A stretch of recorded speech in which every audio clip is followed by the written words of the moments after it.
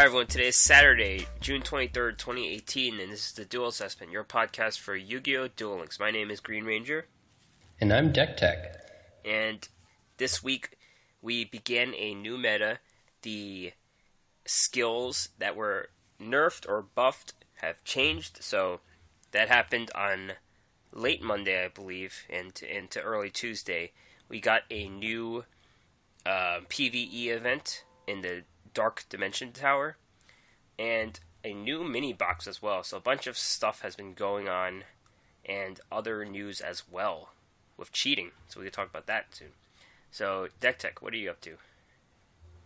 Yeah, not too much this week. Unfortunately, I've been having a really busy week at work, so I haven't gotten a ton of time to play PvP. I've been playing the PvE stuff because I've been able to do that on Auto Duel, and you know, it's pretty easy to get that in at least a little bit. I did lose to the first boss of the PvE stuff, so that was pretty funny. But other than that, it's been going okay. And I've kind of stockpiled a collection of gems at this point because I did not get into the new box yet. Not sure if I will. We'll kind of see how things pan out once I get to actually really get back into playing a little bit and see how I feel about the meta, if there's something that I like playing, how I feel about playing against these new cards and all of that. So, not too much. How about you? Yeah, I mean, I do a lot of the stuff on the train, the PvE stuff. I actually did that all on the train somehow, and you know, it sucks not seeing the whole duel and coming back and it's like, oh, you won. Stuff like that happens because of disconnections and any internet. Yeah. Any internet underground. That's what I'll call it now. But I did buy through the MiniBOX. I did want to try the new deck, but it didn't pan out. I spent almost all my gems. I had like 500 left, and the fur hires are as good as people expect them to. They're definitely viable, but I didn't know how to play it, or I didn't build the right deck. I'm not sure what. Probably more that I didn't know how to play it because I copied some decks online and kind of did my own thing. But eventually I switched over to Boojins. It's been a bit easier because the ranked competition in Platinum is super easy right now. People are bringing things like Exodia, you know, like I don't know. It's just it's not the real meta, so I should be in Legends soon. And the reason I switched over to Boojins is I found that fur hires can just get disrupted easily, and Boojins are that type of deck, so I figured it would counter the meta in Platinum at least.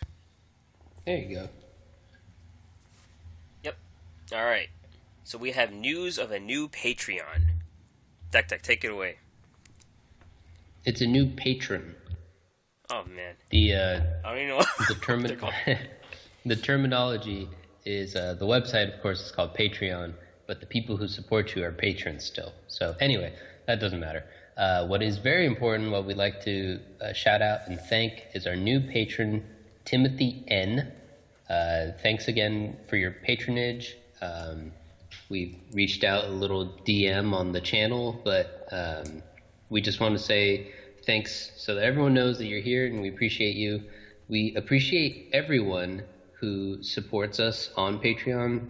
It doesn't matter how much you give. I think the website's minimum is $1, but you know, it doesn't matter if you're giving a little bit or a lot. If you're staying for a long time or just a little bit, you know, we appreciate all the support we can get.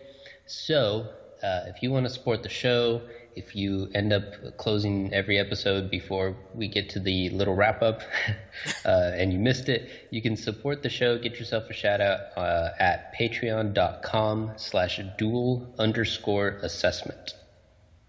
They should call it Patreonage. For his new Patreonage. You know what? I mean, I don't know if there's any like rules about it. I think we could call it that if you want. Yeah. But anyways, we appreciate everyone. Yeah. Thanks again, Timothy, whatever you want to call it. You can tell us what we want to call you. Alright, esports. This is notable because this snapshot of the meta, the tournament meta at least, was a bit it's not going to be seen again. It was the meta when the skills were nerfed, but the cards were not released. Kind of an odd time, but that's when it happened. Yeah.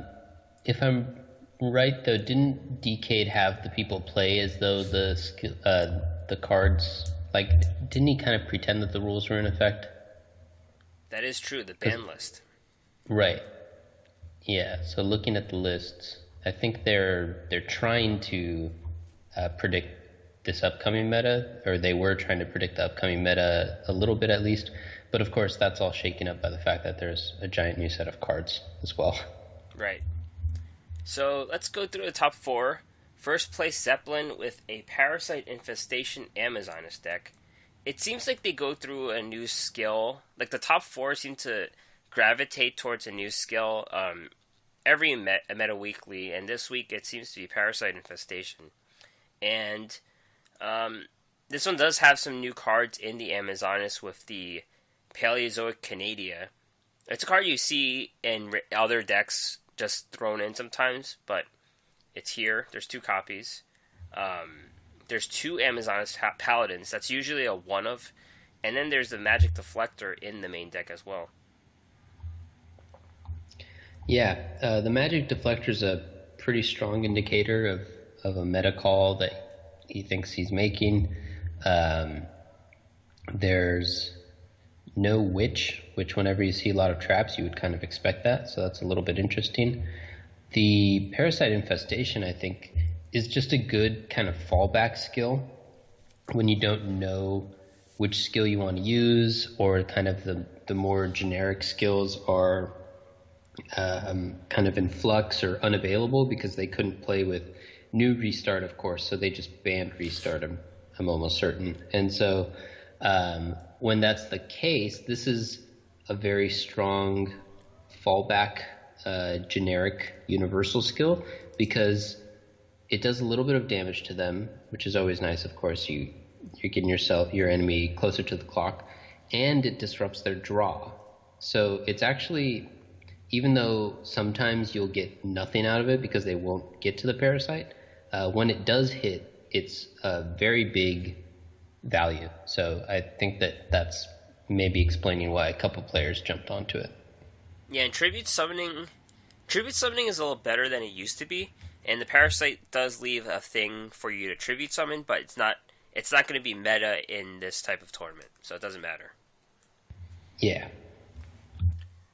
Second place, Phenom _AR, Parasite Masked Hero, and this Masked Hero deck is interesting, notably the one under the ban list. So there's only 2 Celestials, and this could be the composition moving forward. There's 2 Malicious, 2 Celestial, 2 Drill Darks, 3 Vions, and 1 Dreamer. The deck also runs stuff like 3 Cyclones, Cosmic Cyclones, and Mass Change. The normal stuff. Destiny Draw for sure, since you're lower on draw now. Yeah, I don't think you'd ever cut Destiny Draw. It looks like his version is a little bit more combo-centric, since there's so much back row disruption. The 3 mass changes, although 3's kind of standard now, but yeah, looks pretty solid. I would not be surprised. Maybe they wouldn't stick with Parasite Infestation, but I would not be surprised if this is pretty much what it ended up looking like. Parasite Infestation is actually not the worst, because it leaves something your guy can kill. And Drill Dark has Piercing. I don't know, like, I guess they could brick a ton, and that's going to be their weakness, but this seems okay. And the Trinity, too. The Trinity gets something to kill. They can hit again or something. Yeah, not bad.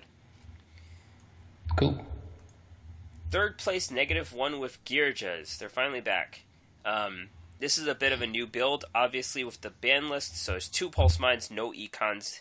And the no Econs are huge, because you need to fill up stuff in the spell zone. But this guy brought some pay-to-win cards, which is Offerings to the Doomed.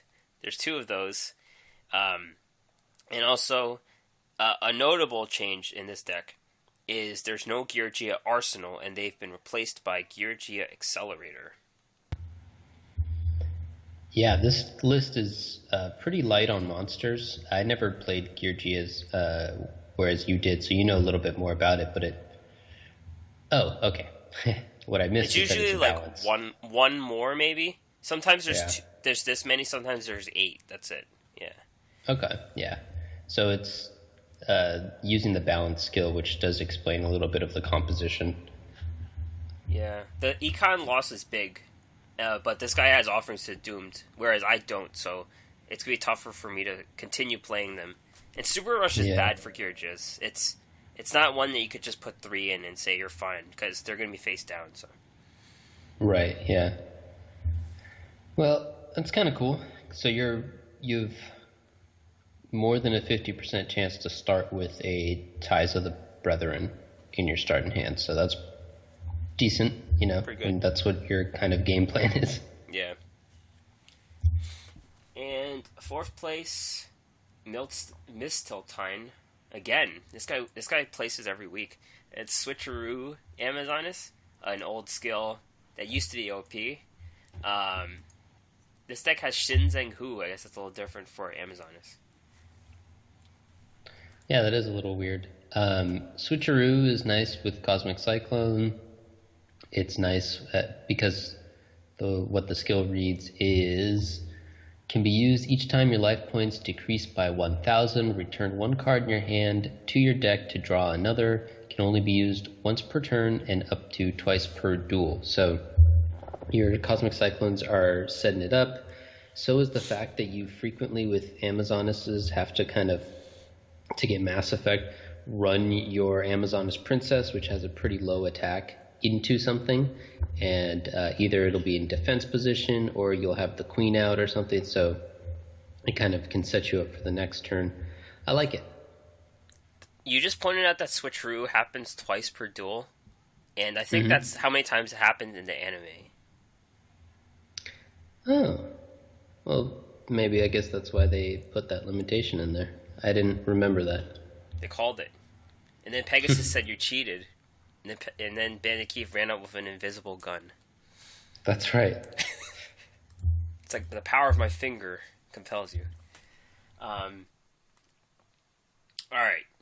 This is a kind of a general news item. WCS leaders exposed, flights canceled. There were individuals who placed in the WCS from the Korea-Taiwan division from the previous last month's 2018 regional qualifiers, or early this month's regional qualifiers. They're found guilty of cheating, and their invitations were revoked. Some people moved up, but doesn't really help the people who lost to them, because there were many people, I guess. Yeah. We have a little post here that's linked to it as well that kind of discusses the reason why cheating seems to be kind of like a mainstay in Duel Links. Every time we have a major event, and sometimes in between, there seems to be some issue with cheating, whereas in other digital card games, that's not really the case, or at least it doesn't seem to be.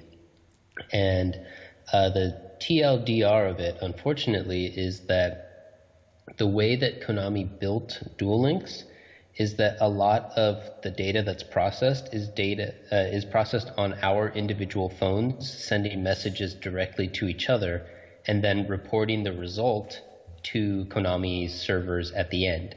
And that decision puts a lot less strain on Konami's servers, means they had to put less money up front to develop the game, and perhaps it didn't end up or perhaps they hadn't intended to make it like a road to the Yu-Gi-Oh! World Championships and stuff, but here we are now where competitive integrity is very important to the game, and yet there's this issue where, some people can take advantage because they can send extra, or, they can mess with the messages from their phone to the other phone, and then it's hard for Konami to track it, because when Konami gets the end result, it looks like the end result of a normal duel, and obviously that's problematic.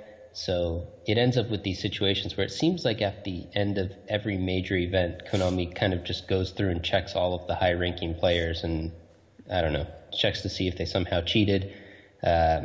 Presumably, they can do it by looking at overall stats and seeing if people just are winning, something ridiculous like 85% of their games. They're like, hold on, like that's not the rate that even the best players can make. So let's take a look at this guy, and then it's a lot more work intensive that way on their back end. But for them to switch it up and make it like other games like Hearthstone, where a lot of that work is done on their server side, so they can better monitor it and keep track of messages that aren't supposed to be sent, that would be like, essentially your cheat codes from your mods and stuff, that would basically require them to overhaul the whole system and kind of rebuild it.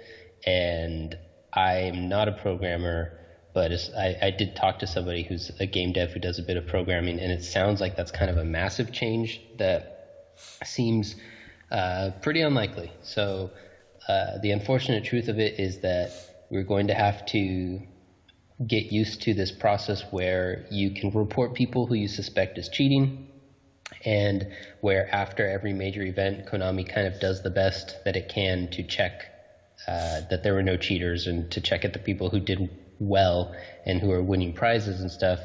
And policing after the fact is kind of the best we can do based on where we are now. Yep. Legitimate WCS leaders put out content. We found some videos from some top players. There's an interview forma with NA's Jason. That's my bad. It's supposed to be interview format.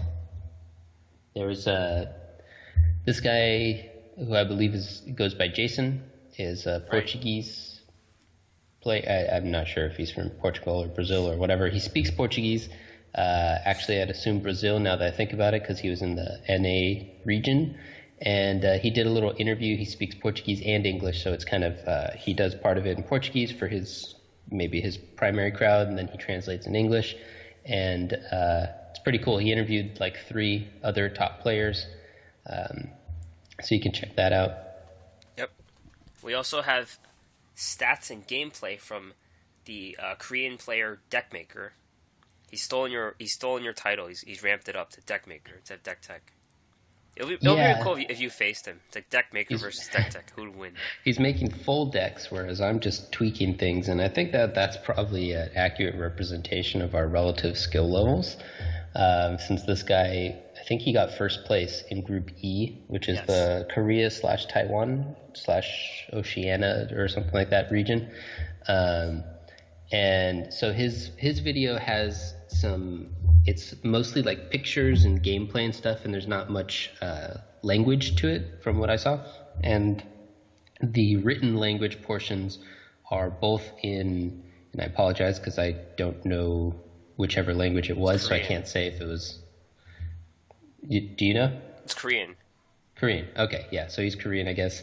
It's written in Korean and also English is what I was getting at. And so you can kind of take a look. He tells like stats of what he faced. He shows the deck list of what he played and shows a little bit of gameplay, some of his duels along the way. So it's pretty cool. He probably faced a cheater if they're in the same region. Yeah, I mean, he probably did. Yeah. And the fact that he put this out there leads me to believe that he was not one of the cheaters. I don't know if we have. I think he made it to the end. He made it to the end. Yeah. Okay, cool. Right, we did see the list because it's been updated now to take the cheaters out. So he survived the cheaters and succeeded and ended up in first place even before they purged people, right? Yep. So that's awesome. And unfortunately, the meta shifted so quickly after the WCS. It's kind of like different what they're talking about, but it's still cool to see people put out stuff, check out stuff from different people. Yeah, I always think so. We don't have very many celebrities in this game yet. I mean, there's kind of Decade, obviously, and then there's a few. I don't want to like name people and make other people feel bad, but there's a couple people who are definitely well known. But it's kind of hard to figure out which pros you want to follow or that type of thing, because there's not a huge pro scene at this point. So when we get these opportunities where these really high level players can share their thought process in either, what decks they decide to bring or how to play those decks or any of those things, some insight into just how to become better at the game, it's always cool to check it out if you can. And so this is a pretty good opportunity. Unfortunately, it's not as relevant to the new meta, but some of the stuff carries over to any time that you're playing and just trying to get better and trying to decide what deck to play and how to play it and all of that stuff. Yep, for sure. This week, a new MiniBOX was released. This one kind of dropped out of the blue, but we were expecting some new cards after a really long time of no new cards, so it happened. And this actually breaks the streak of box MiniBOX, because the last one was a MiniBOX. So now we have 2 straight MiniBOXes for the first time ever. And this one is specifically has one good cheap deck. And if you don't want to play that deck, you can actually skip this box. So that is a good aspect of this box. Yeah, I mean, I guess it depends on how you look at things. Some people prefer boxes with a lot of universally good cards, and some people prefer to buy a box and just kind of, from buying this one box, I can build a deck.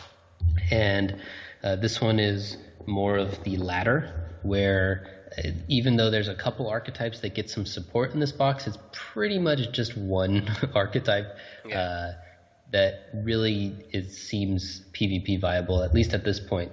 And there's not a ton of cards that aren't tied to one of the archetypes that are in the MiniBOX. So I definitely agree with your general assessment that if you're not feeling the one archetype, which is the fur hires, then you can probably skip this one. And guess what? I actually built the fur hires, but that was with some luck, though. I spent $199, and I got my second beat with that the free SR. So I got lucky. I got really lucky. Yeah, that's good stuff right there. And it still cost me 6,400 gems to do the rest, but maybe it would be like 8,000 if I didn't get that SR. Something like that. All right. Well, let's see. So basically, we're going to talk about the composition, but essentially you want 3 beats, and it's the only chase card in the box that you need for that deck. So you kind of just open packs until you open a beat, and then you reset and do it again. So easy, yes. All right. Why don't you read the cards? All right. Sure. So we're going to go through all of the URs and SRs as we normally do. The first UR is Elector, Sovereign of Birds. It's a 6 star, 2400, 2000, and Winged Beast. And it reads, if your opponent controls 2 or more face-up monsters with the same attribute, you can special summon this card from your hand. Once per turn, you can target 1 face-up card on the field. That target's effects are negated during this turn. There can only be 1 of this guy on the field. So my take on this card is that it is only a decent body, and it has a condition upon which you can special summon it. And then the effect is usually not even going to be that great once it is out. So this kind of seems like a little bit of a whiff to me. As we were talking about, there's pretty much only 1 chase card in this box, and that's why. Because this is an okay card, but it's certainly not good enough to make huge waves in PvP.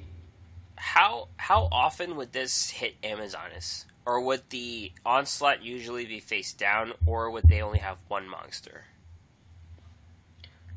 That's actually a good point. When I was reading it, I was thinking about they're just when it says negate the effects, I was thinking of a monster. So actually, that's a good point. You can do traps and spells as well. But I feel like they only have 1 monster, and then if this guy comes onto the he can't even come onto the board if you only have 1, and then the Onslaught's face down. So it's probably later in the game, maybe. Yeah, I frequently play the deck with having just kind of swarming as much as I can, so a couple Amazonas on the field. One thing you can do is kind of bait them by going into the battle position, the battle, what's it called? Battle phase. Yeah. And then they can special summon with the Amazoness, and then you can special summon and then undo, like get rid of the effects so that they can't remove your guy, and then you can kind of, I don't know, you can get them a little bit that way, but... Like force them to hit into you, right? Yeah. Yes, yeah, you can force them to hit into you. I was thinking the inverse. On your turn, you can then trick them and get to attack into their guys. But I don't know. I still don't think this guy's very good. No, not really. There are a lot of decks, actually, that do kind of have the same attribute, all swarming, and so maybe the condition isn't even that conditional, but the payoff isn't amazing even if you do. So even with the condition being probably some of the easier to meet in this meta as it has been in metas in the past, I still don't think this guy's very good. Alright, next you are Widespread Ruin. It's a trap card. It reads, when your opponent's monster declares an attack, destroy the attack position monster your opponent controls with the highest attack. Your choice if tied. So my initial thoughts on this card are that it is misnamed because it's called Widespread Ruin and you're only destroying one monster. And that it is of okay quality. It seems like there are you could play a lot of cards that have bigger effects, but sometimes it's nice to just be able to just straight kill something. So right, I've seen it in a few lists. It's seen a little bit of play. Yeah, it seems. I guess it targets kind of the Amazon Queen. That's something it does. The Fur Hires, they only have one big guy. Masked Hero, Anki. Yeah, it could show up, but it's not.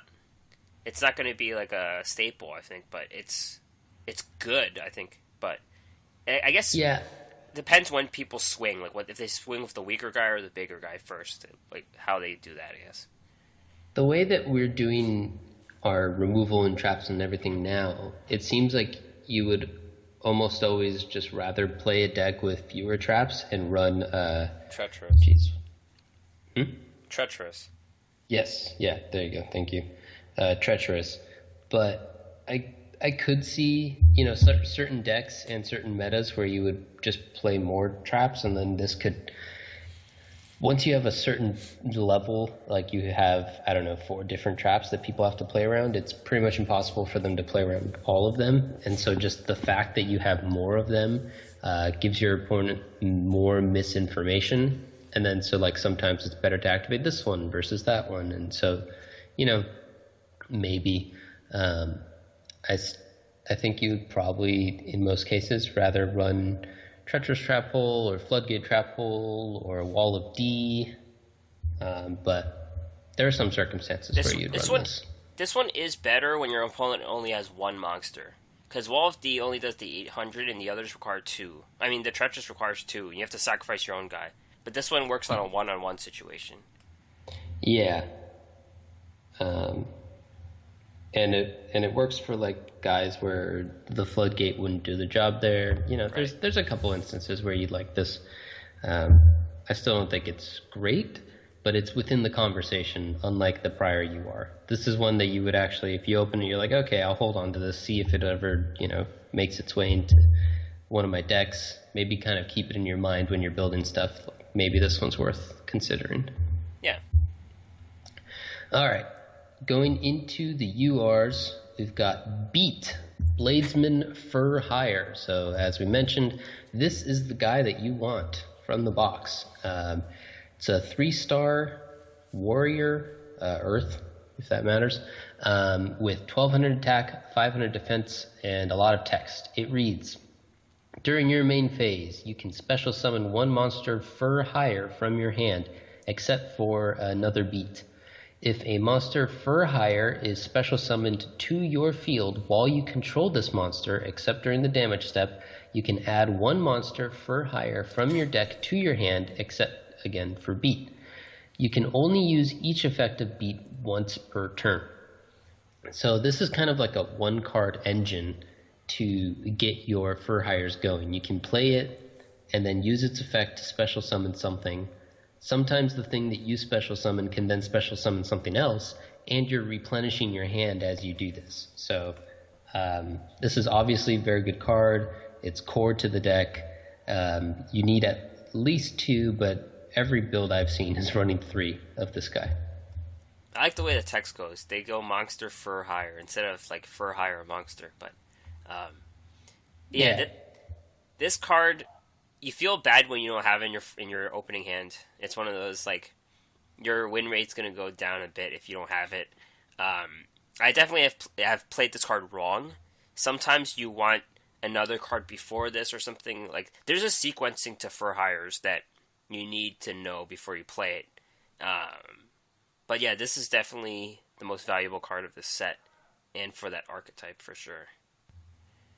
Yeah, the sequencing thing for the for hires is because other ones also have abilities that activate when things are summoned or when other for hires are summoned, stuff like that. So sometimes you want the other guy's effects to go off. I guess sometimes you might want to not pull things from your deck if you're close to decking out or something. So, but you could just refuse to use that part, right?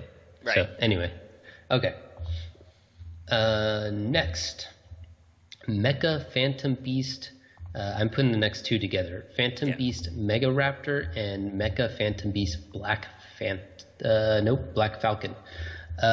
These are this whole archetype actually, but especially these 2 since we're checking them out now, seem like they are made a lot weaker by the fact that we only have 3 monster slots and don't have a main phase 2, because they all have effects that rely on basically you have these tokens out in addition to this normal monster, or not normal, but this real monster, whatever, non-token monster.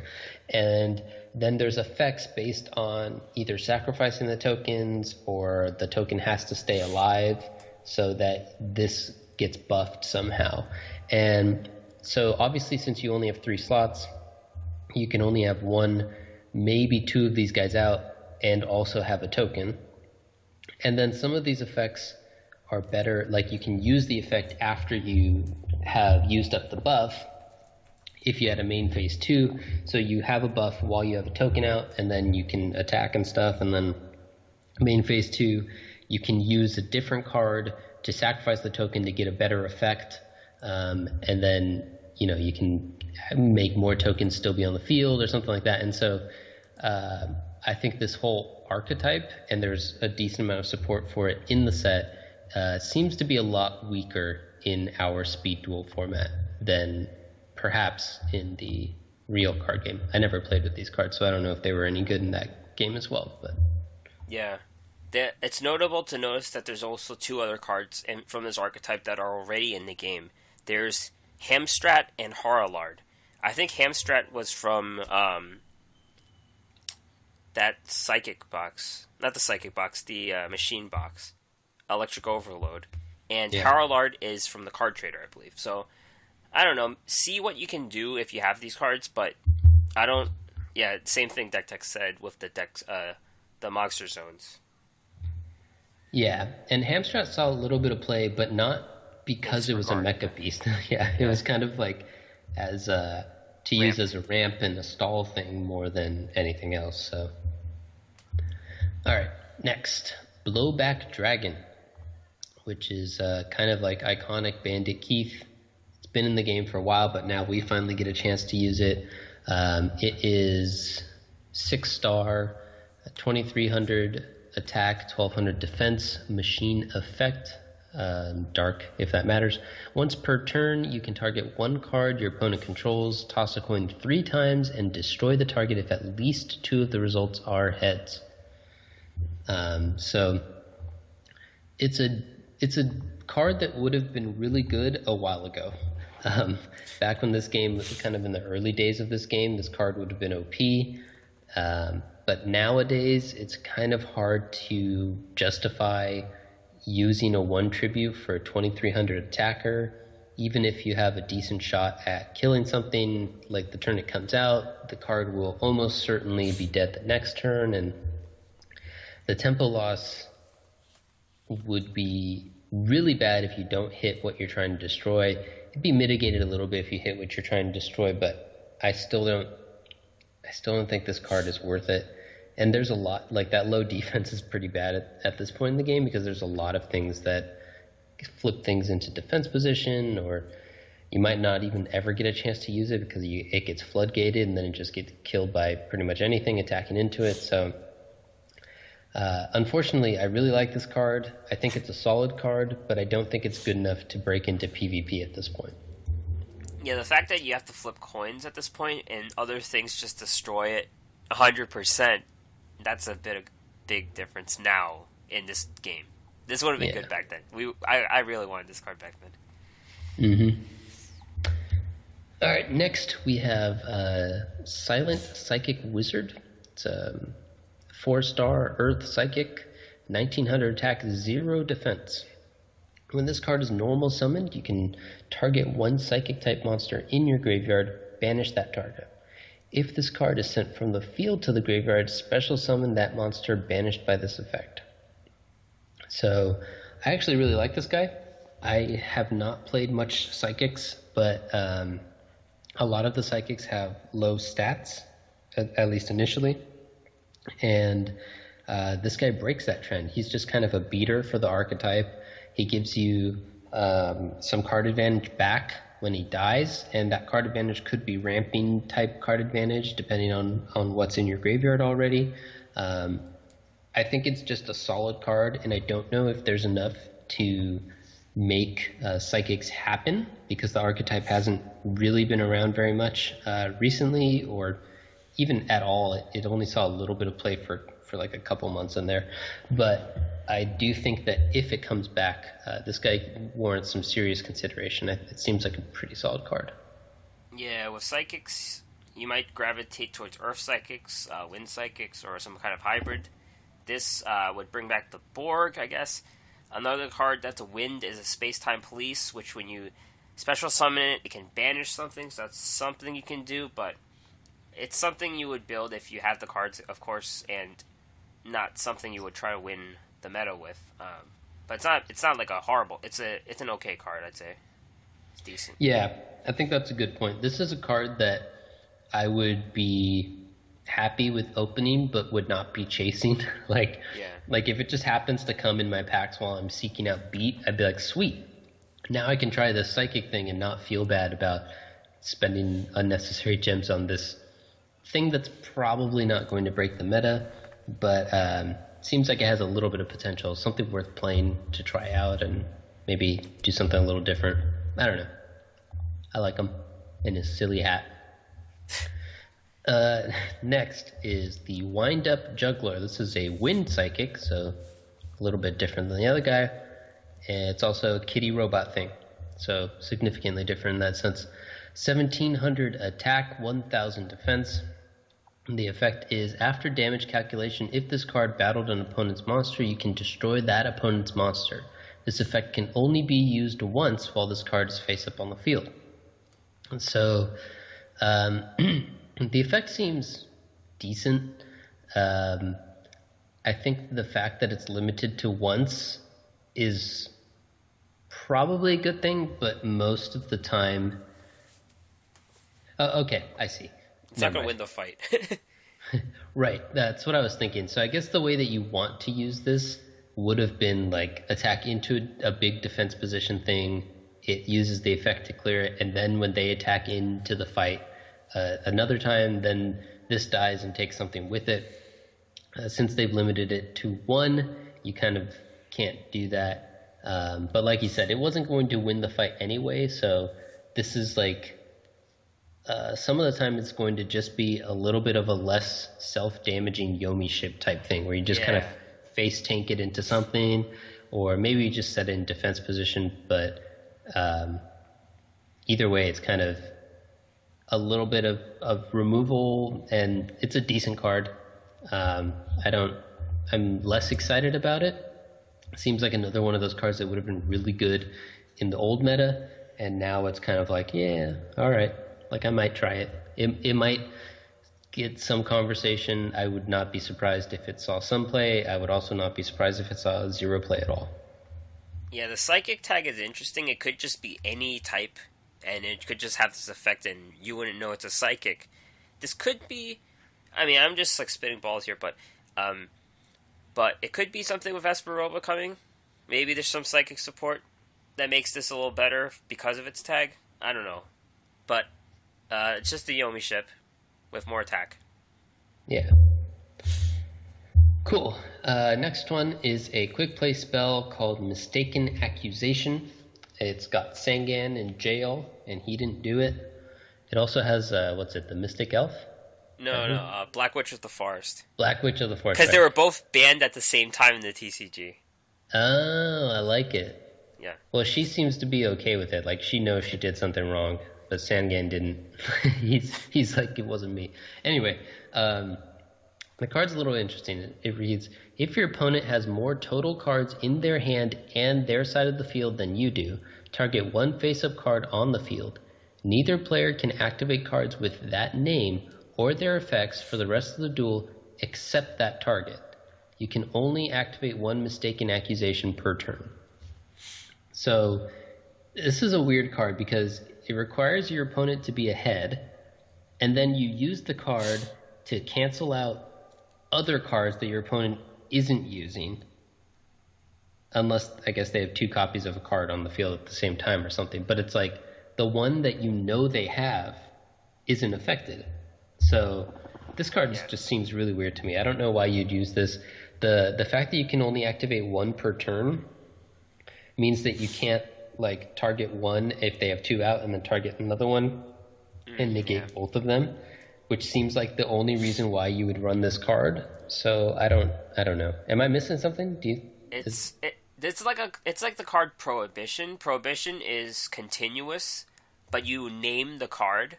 This one they actually have to play the card. And something I could think about is like Mask Change, for example, but it doesn't work if they have it face down already on the board. They could like chain it to this one and then they have two Mask Changes, but it does prevent the ones from coming out of the deck, I guess. Onslaught, same thing. It's kind of like a control card, I think. Like, it just, like, if they play the card and you know they have three, you stop the other two. Like a stall card. Okay. I still don't think it's very good. But that's I do like the kind of chaining it to something so they can't use more copies of it. The Mass Change seems like a decent option.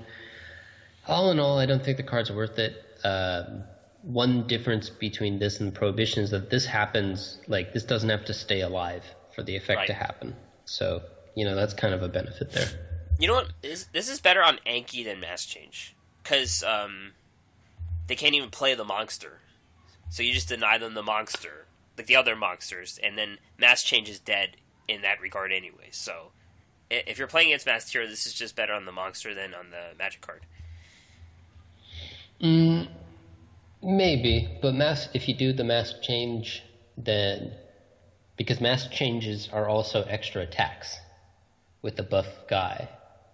Yeah, but they can't get the guy out if you ban the guy, right?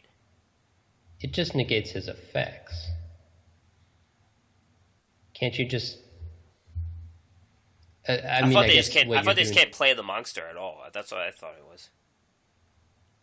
It says neither... Oh, okay. Neither player can activate cards with that name. That means, like, spells and traps, right? Monsters, too. Like, they can't play the other monsters, I think. Huh. That terminology seems weird to me. Activate a monster by playing it? Like, that's why I mentioned Prohibition, because they can't play the card anymore. Okay. This needs more clarification, but that's the way I read it. I'm also not even sure if playing it would work. Even if it said play, you're not playing the Anki, right? You're just getting it by using the... Anyway, I don't think the card's good. Okay. regardless of the fact that I don't know exactly what it does. um, and the last SR is a trap called W Nebula Meteorite. It reads, change all face-down monsters on the field to face-up defense position. During the end phase of this turn, change all face-up light reptile monsters you control to face-down defense position. Then draw one card for each. After that, because Yu-Gi-Oh cards love to have like 4 effects on one card, after that, you can special summon one level 7 or higher light reptile type monster from your deck. So I've seen a little bit of people trying to like theory craft this on Reddit. It's clearly intended to be with like worms, right. Because there's some other worm synergy in the set, and some of the worms are light reptiles. It also has a little bit of synergy with aliens, is the thing that I saw people talking about on Reddit. Oh. Yeah, I don't know. I don't play aliens, but that's what the guy on Reddit was trying to do. The comments ultimately decided it wasn't worth it, but he was trying to make it happen.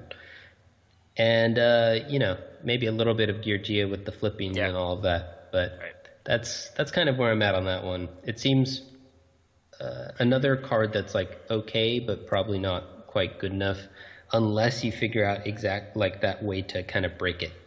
Yeah. Because worms are not really a good archetype. Yugiohs are solid, but have other tools, so I'm not sure if this makes the cut just for flipping and stuff. And aliens are solid, but you have to kind of make some weird changes to your deck to make this card work. I'm not sure if it's worth it. Yeah, I didn't understand the alien thing. Like, I couldn't think of a level 7 light alien that you would play. It'd probably be some alien you never used before. But, yes, yugiohs have other cards in the trap slot. And this is for worms if you can ever build that deck. Right. So it was and I looked it up. It's the Cosmic Horror Gangiel. I knew it.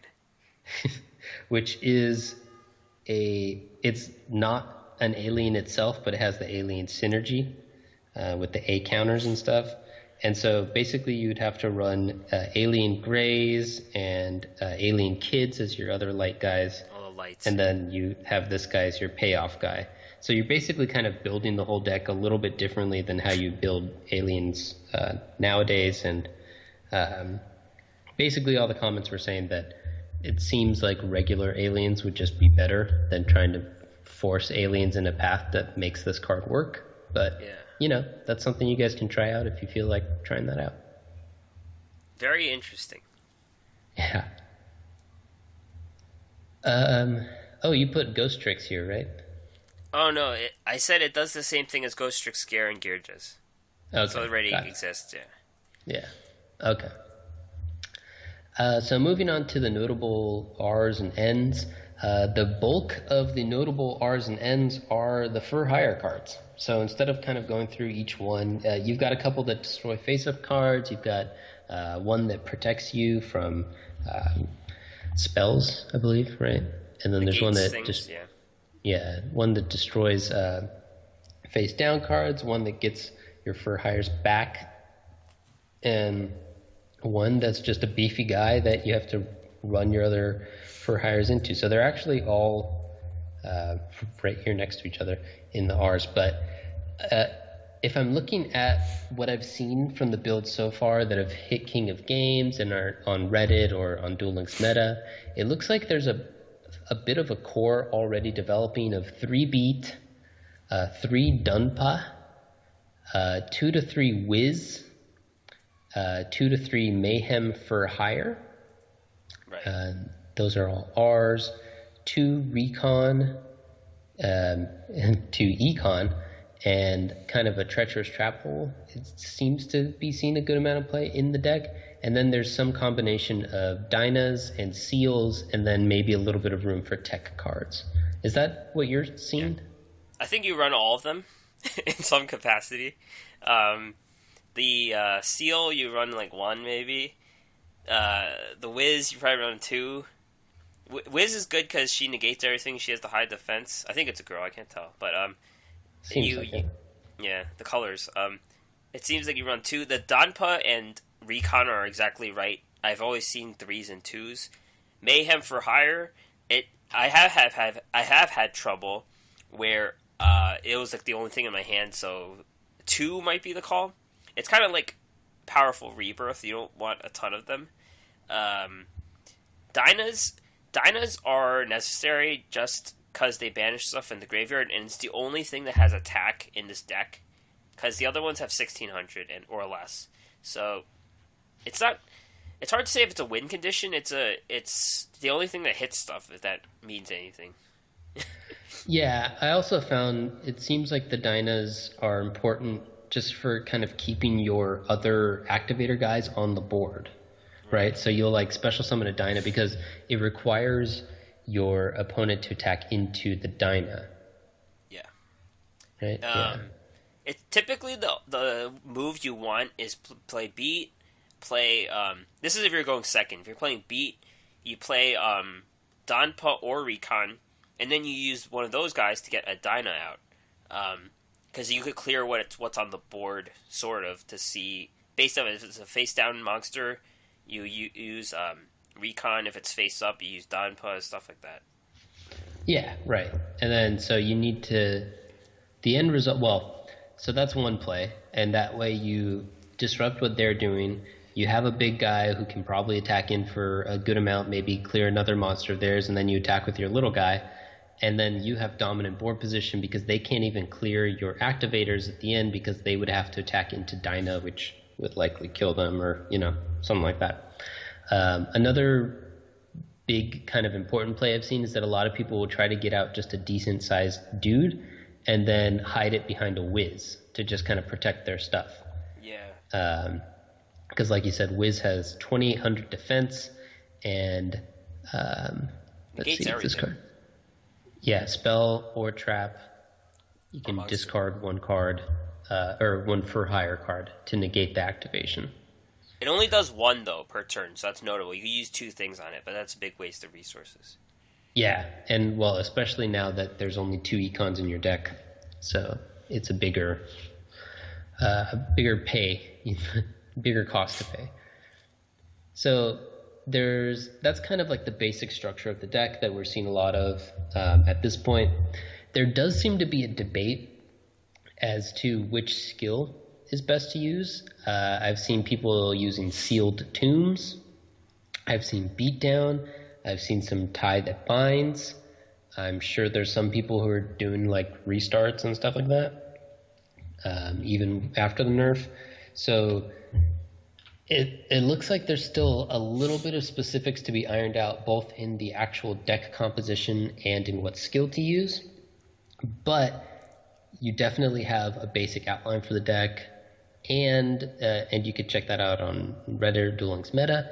And the nice part is that most of the cards that you need are Rs, and like we said before, you only need that one SR of beat, so it's really simple to just buy through the box. You know exactly what you're looking for. You're only looking for the beat, and then you'll end up picking up all the other stuff you need just by random, just by buying packs, unless you happen to get super lucky and you get 3 beats before you get the Rs that you need, in which case, good for you. That's a good problem to have, and you just keep buying a couple more to get those Rs.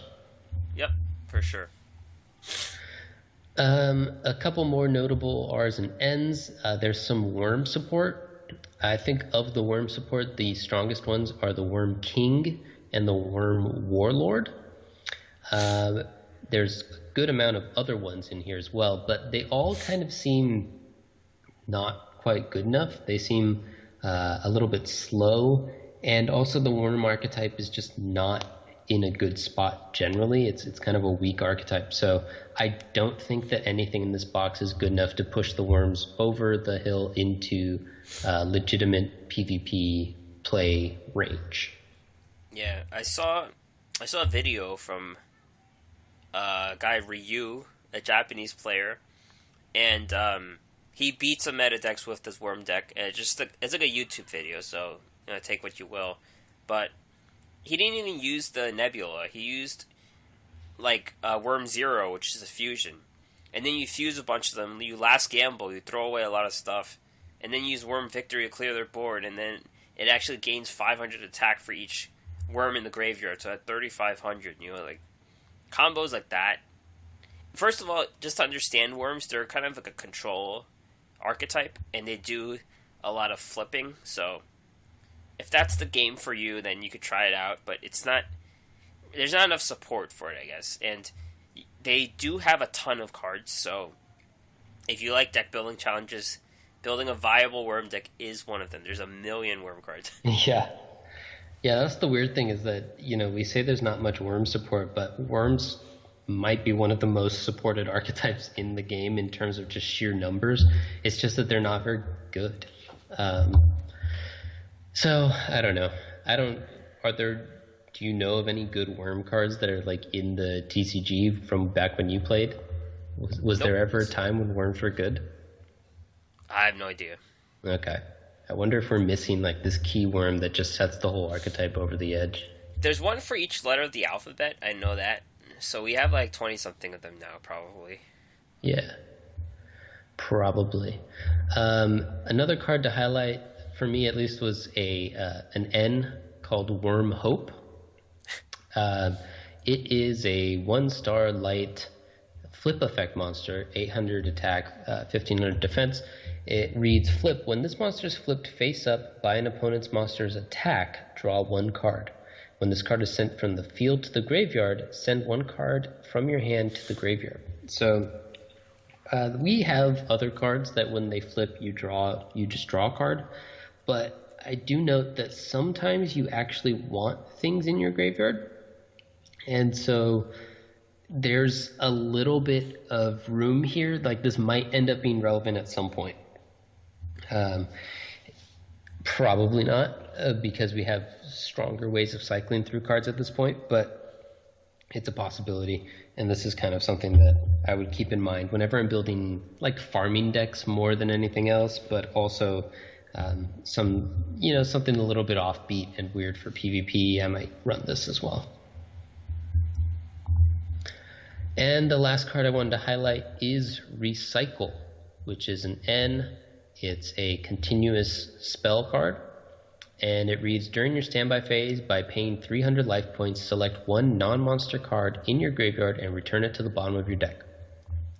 This card makes for an infinite loop with any of the life gain cards that gain more than 300 life, and I think that, that type of thing always has some potential, in the same way that the Wonder Balloons discarding, whatever, the magical dog had some potential. This seems to be a worse version of that specific combo, so I don't think it'll see PvP play, but it might. It'll be in some annoying deck. Right, yeah. At some point, some annoying deck might do it. It's pretty fragile too, of course, because as soon as you lose the recycle, then you're just done. It does seem like it might have some potential for farming as well, because you can put like cards that gain 200 life points or 400 life points, and kind of like make it so that you have the exactly 100 life points, and it prevents. I don't know. You can go for as long as you want, as long as you keep your opponent from decking out. So it seems like it could be used in some farming techniques, but again, farming decks tend to be a little tight, and so I'm not sure if it's worth it just for those few extra points, either from the deck building standpoint or from the playing it standpoint to do this. But it's another thing to keep your eye on, because it might at some point become a thing. Yep. Great. That's all I got for the set. Did you see any others you wanted to talk about, or? Nope. Nothing. Cool. Very uninspiring box, except for fur hires. Yep. If you're a fan of the furries, then your time is here. I can't contribute to that, unfortunately, but I'm sure plenty of people were excited. Alright, let's go through the Dark Dimension Tower. It's more challenging than ever. You need 100% to get that icon. But thankfully for me, I never cared about icons, and I got the sleeves and playmats already, so Yeah. Great. um, a new part of the event was released, which was the miasma, the DD miasma, and they actually kind of fooled us. Everyone thought Ubel was going to be the special character, but it's actually the tour guide. So we still have to wait for Ubel to come to the game. And there were many great voice lines here. Many, not voice lines, but like text, character text. Yeah, there were some funny ones. You were telling me about the auto duel thing. Yep. Auto duel. No one going to the duel school. What else? She says, like, you want me as a card, you're not going to get me because I'm too good. It says the tour guide's kind of like an OP card. Things like that. I like it. I like that sort of breaking the fourth wall stuff. It's good. Exodia Necros, sorry. It's okay. Exodia Necros. I should have looked up these cards before, but I think it's a 1800. Yeah, 1800 0. You special summon it with Contract of Exodia, which you need all your parts of Exodia in the graveyard. So that's that. It's indestructible, can't be destroyed by battle or spells and traps. Each standby phase gains 500 life points. 500 attack. Destroy it unless all 5 pieces are in your graveyard. It's kind of like a fallback for Exodia, because you can't play Exodia without Grandpa's cards. But it kind of takes up space, sort of. If you're not going for Exodia, it clogs up the deck. Yeah, this card doesn't seem very good to me, but, I'm still going for all of the free things, so sure. Patrician of Darkness, 5-star, 2000 attack zombie. You can control what your opponent attacks. That's basically what it does. Cool. Skullmeister, 1700 guy. Counters stuff that activates from the graveyard. You can discard him. It's kind of like Debunk. Getsu Fuma. It's a card that destroys zombies, I believe. Yeah. If this card battles a fiend or zombie monster, destroy that monster at the end of the damage step. 1700 attack warrior. There's a couple targets. Huh? So there's a couple targets, but this is another of those cards that seems like it would have made a lot more sense like a year ago. Yeah, this card's one of the earlier cards in the TCG, so it's kind of like a really basic effect. Mm-hmm. It's kind of like the Cypher Soldier that we saw recently with the 2000 attack on the Warriors. Yeah. Mm-hmm. Trihorn Dragon, it's my rarest card, that's all we could say. Maybe there's something you could do with Transmodify with it, because you could kind of ramp a Red Eyes into a Trihorn Dragon. So ramp. Because they're both dark dragons. 7 to 8 stars, that kind of deal. Okay, that's true. There's something there, but... That's the only use I can think of. Yeah. It's my rarest card. Ally of Justice, Rudra, is a 1900 5-star, so it only has an ability when it attacks a light monster, so that's it. Flame Ghost, Fusion 1000 attack. This was a rare in the first booster pack. Because I actually have one, but I didn't get it. Like, someone gave it to me for free. Imagine getting that as your rare in the whole booster pack. That would pretty... You would quit the game. Yeah. And they were $8 back in the booster packs. I'm going to get $8 for a 1000 fusion.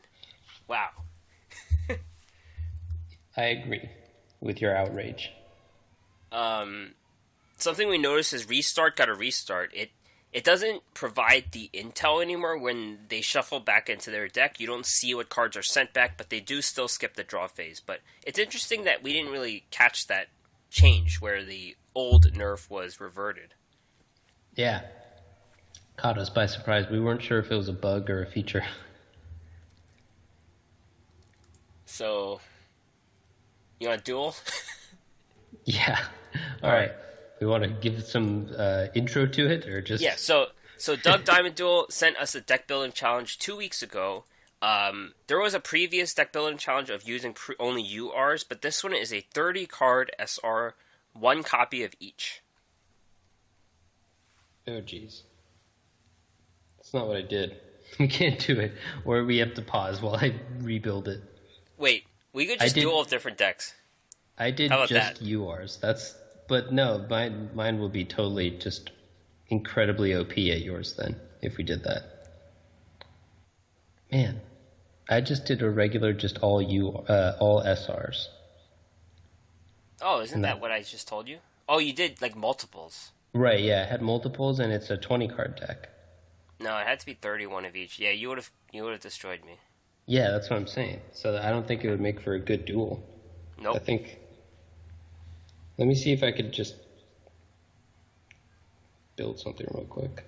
So while Deck Tech is building his deck, I am going to read the upcoming news. How's that deck going, by the way? It's coming. I have an idea what I want to do. It's a hard challenge. Yeah, I think we'll see what we can do. Anyhow, upcoming news. This one is confirmed. Espa Roba is coming on the 26th, and the name I call it the Duel Carnival because that's what's actually going to be called. But that's just with help with Datamined, and I'm not sure if it's entirely a PvE or PvP event. But you get to join like a party. I think like a type party. So you join like the spellcaster party or the psychic party, things like that. So that's what that is about. 5DS was Datamined. So it's time to get your motorcycles ready and start playing cards. The GX World was Datamined prior to its release, and the next world, 5DS, is as well. We don't have any information other than that, but it's interesting to see how they would balance synchros with the cards in our current stock. So, very interesting. And bonus duelists. A banner of bonus duelists was mined. These are, of course, the ones that give 30 charges. So you could duel them for 30 times as a standard duelist, and they will be replacing boosted duel orbs. Right. I think I'm done. Alright. Time to duel.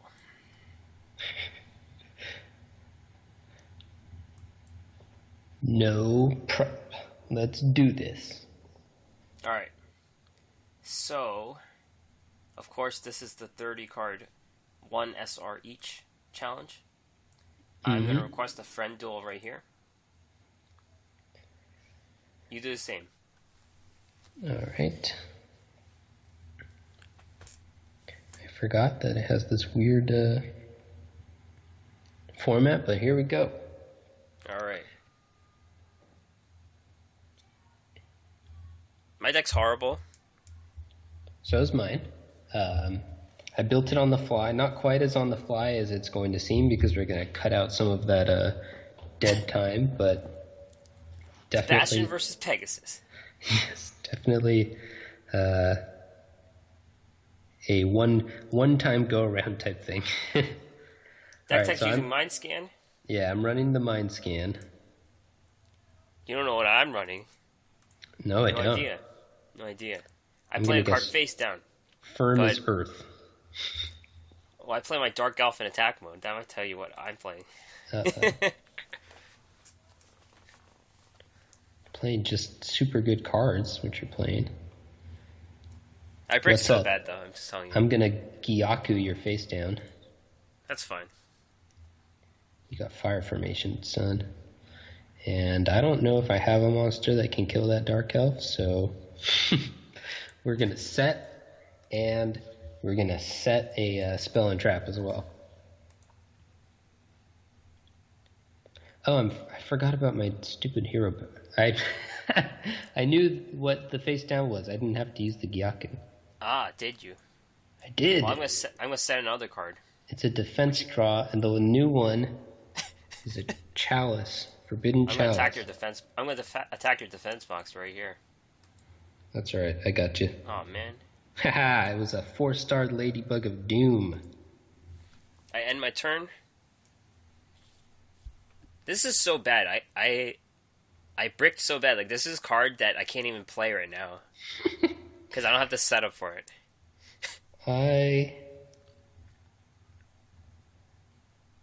I'm gonna just play my Gladiator Beast Andal Okay. and just freaking.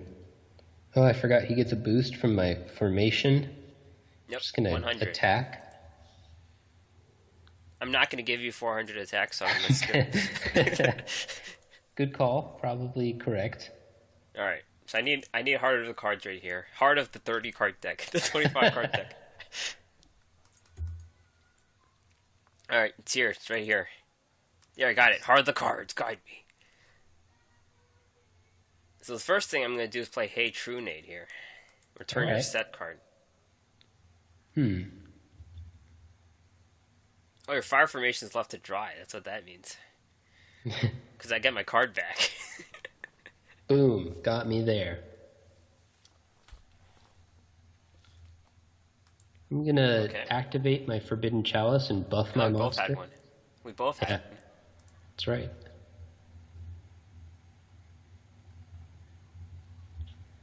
I'm gonna activate my skill, Dark as Night. I summon Force Raider in attack mode. Oh baby. He's strong. Set a card. I'm gonna battle. Here goes my Forbidden Chalice right from my hand. Yep. Got me there. Alright, the face down is defense draw. We can see it. We're in trouble though.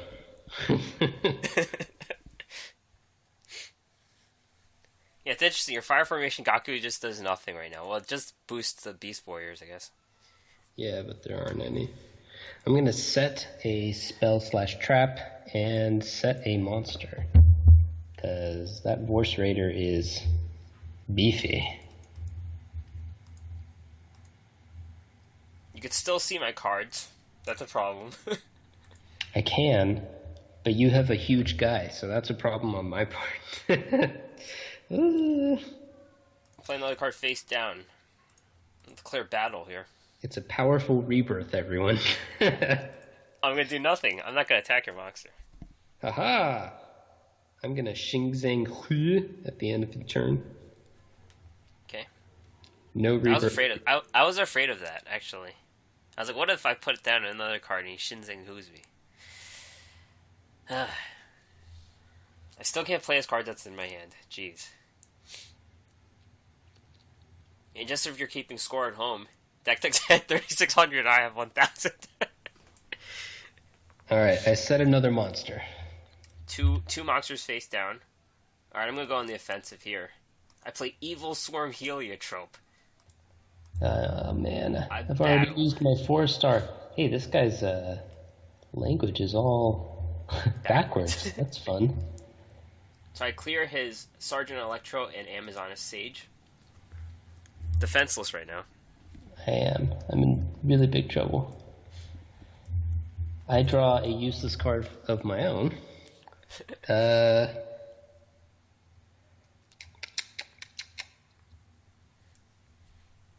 I set another monster. And then I pass the turn. Interesting. I will... Let's see, I could play this card. But I would have to tribute both of my monsters, and that's not worth doing. I sent another card, let's go. Typhoon is the other set card. My face-down monster was just a Heavy Knight of Flame. And now you can't see any of my cards. See if you remember them now. I mean, I don't have to, except for Typhoon. Of course, Typhoon is the one that I didn't remember what it did. I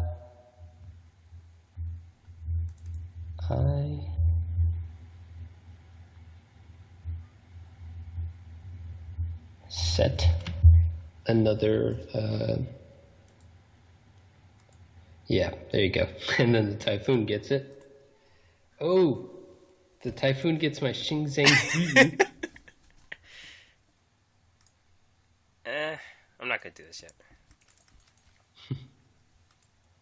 Could be in trouble here. Let's see. I don't know what that face down card be. Could be Wall of D. That's what I'm afraid of.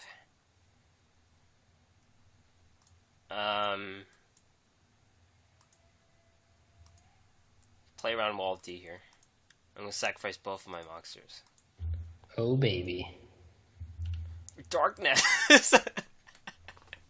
I could get floodgated too, though. Oh. You got me, man. This is some value coming out here. Alright, so that I don't die, I activate my trap. Okay. Which is just a powerful rebirth.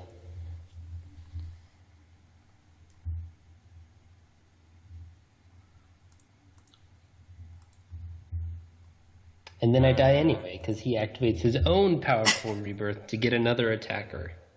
Which that Typhoon came in handy, I guess. Yeah, there you go. The other card in my hand was a Meteor Dragon Red Eyes Impact, and that was just because I decided to add a Red Eyes Insight to my deck. Oh, that's pretty cool, because Spirit is in there too. Yeah, exactly. Insight, Spirit, regular Red Eyes, and then that Red Eyes. Zombie Dragon, you didn't put that in your deck, did you? Oh yeah, that's the one I meant. Zombie Dragon. Regular Red Eyes is a UR. Yeah. Well, so you got me. We're 1-1 now. Finally won a duel. So my deck, as you guys could tell, was just a Mind Scan kind of good stuff deck. It ran pretty much all the classic good cards that we used to have. I did have a couple outs, including Wall of D, but with a 30 card, you need some heart of the cards to get there. So I couldn't quite get over his big guys. I pretty much just had Wall of D, Econ, Metamorph, and Rising Energy as ways to get past his really big dudes. So there weren't a ton of options. Oh, I guess my Zombie Dragon would have done it too. But... Zombie Dragon, yeah. That would have... I think your monsters would have gotten the field spell too, so any of your dark monsters could have gotten the field. Yeah, the Chariot guy, the Heavy Knight was close. He was a 23. 24 once I got the powerful rebirth, but not good enough. Yep. Yeah, my deck just has a lot of dark monsters for different reasons. Some spells and some traps, like the good ones, I guess. But I did have a Typhoon, I guess, that was just there to remove spells, I guess. Wall of D, Econ, powerful rebirth came in. I have a Birthright in here because I have some normal monsters. I fell for the superior strategy of dark monsters versus just good cards. Yep. Real Unga Bunga. Yep. Unga Bunga was unsuccessful. Yep. Alright. So thanks for sending that in. I don't even know if it's worth posting our decks, but sure, I guess we could just screenshot them, I guess. Yeah, okay. Yeah. We actually did have, I think it was Witchy. Somebody on Twitter said that she appreciated us putting it in there, so yeah. I think we could. No, well, I meant in text form as well. So right. I think we'll go in there, type it out just for you. We do it for the fans. Yep. So I gotta find all these cards. These cards that don't make any sense at all, other than they're dark. Nice. All right, why don't we wrap it up? We've gone a little long, even once we cut out my fiddling around trying to build a deck. That is true. Thanks, everyone, for listening, especially Timothy N., our newest Patreon supporter. Thank you very much. Listen and subscribe to us on iTunes, Stitcher, Google Play Music, Overcast, YouTube. Check out the podcast and more at our website, theduelassessment.wordpress.com. You can find us on Facebook, facebook.com/theduelassessment. If you want to join Timothy and help support us, get support into the game and invest more into the game, patreon.com/duel_assessment. Email us with any questions at theduelassessment@gmail.com, or you can find us on Twitter, duel_assessment, me, Green Ranger, CCG, Deck Tech at HS Deck Tech. Great. Thanks, guys. We'll catch you next week. All right, see ya.